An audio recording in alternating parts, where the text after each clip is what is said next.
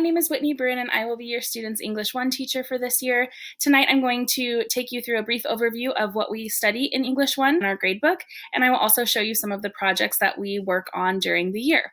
I'm really looking forward to getting to know you and your student this year, and please let me know if you have any questions.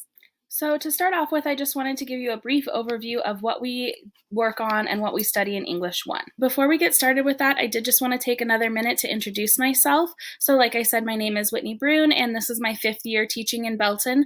I have my master's in curriculum and instruction from UMKC. I am also the JV cheer coach, and I am a Students Against Destructive Decisions co-sponsor.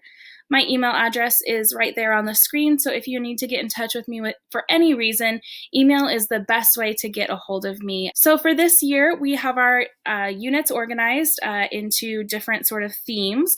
So our first unit is about conflict, and I have some of the stories that we read up here on the screen. We focus on inferences. We also do nonfiction readings that pair with some of the stories.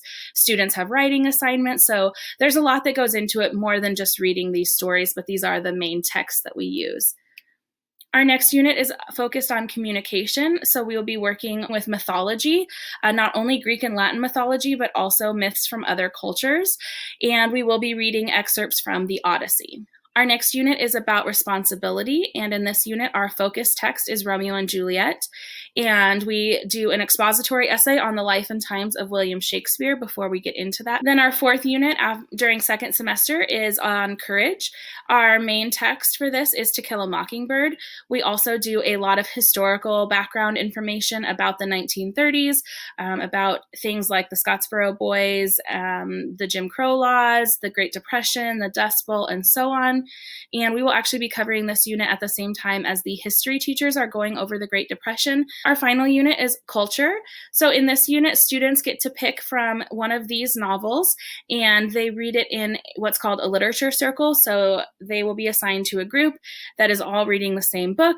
They will read through the book and then have different tasks that they will do associated with it. And then they also get to talk in their group about what's happening in the novel and their reactions to it. So that is just a very brief overview of what we cover in English 1.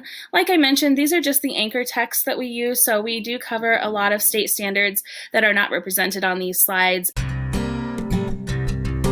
So this is the gradebook for our course.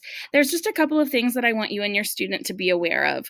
First, if you ever see this little text or speech bubble, that means that I have left a comment for the student. They can check and see what the feedback that I left is. A 0 could also mean just that the student hasn't turned something in entirely. If you have a student that didn't receive full credit on an assignment, like here, again, you can click the speech bubbles for feedback, and I have left feedback explaining how they can get full credit for their assignment.